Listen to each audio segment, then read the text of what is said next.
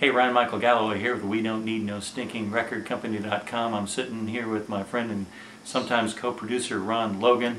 He's got one of the best ears of anybody I've run into, hobbyist or professional.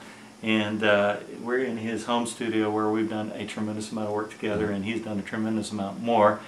So, Ron, one of the things that's impressed me so much about you, particularly since you haven't come up through learning how to be a recording engineer in any kind of school or anything like that, it's been on-the-job training, is your ear, which is we may not always agree on the mix, but you really know what you're doing and how to meld things and take 20 different tracks and get them to merge.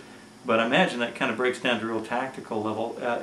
I guess I want to talk about a couple of things. The first part being, how do you think you developed that ear over time?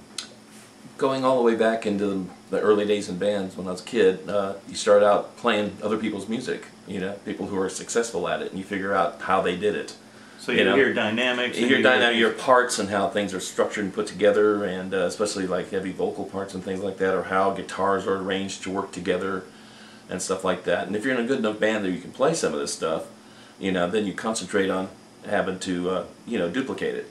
And a lot of people don't want to go down that cover band route, but it's also a good way to learn the skills, the tricks of the trade from people who actually do it. And education. Well, and now and then playing other instruments. I started out as a sax player in junior high, and then I became a bass player and got roped into playing and learned some guitar along the way with that, and then got roped into being a keyboard player, and just kind of kept all of those in there. I've been playing mainly keyboards for the last 25 years or so probably, but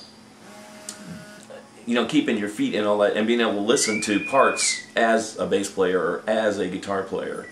I know enough guitar to know how a guitar should feel and sound. I know enough bass to know how a bass should feel and sound, and I think that's been helpful. So that annoying background sound you're hearing is my phone going off, which I should have silenced before we.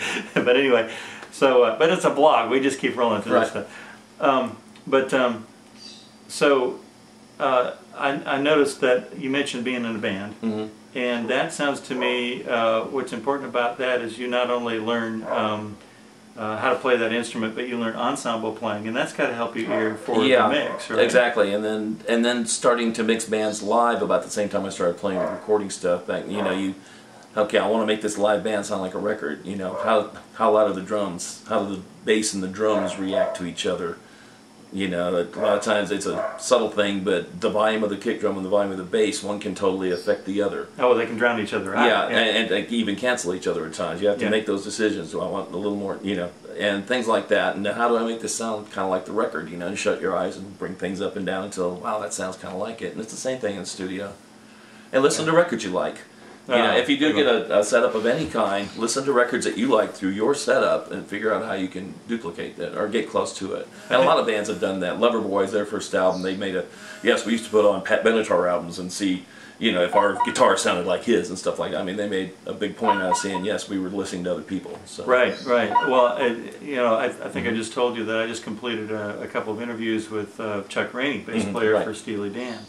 Well, I can remember when I was a quote-unquote kid, about 17 or 18, just putting on headphones and studying the stereo pictures of fantastically produced groups like Steely Dan and really figuring out where they were coming from, what they were trying to do. I almost felt like I was in school for learning sound. So, I mean, you and I think, parallel a whole bunch of stuff. Yeah, and that's really kind of what it boils down to. And if you read about any of the great producers and stuff, but it's like they have a sound in their head and they try to achieve it. Yeah.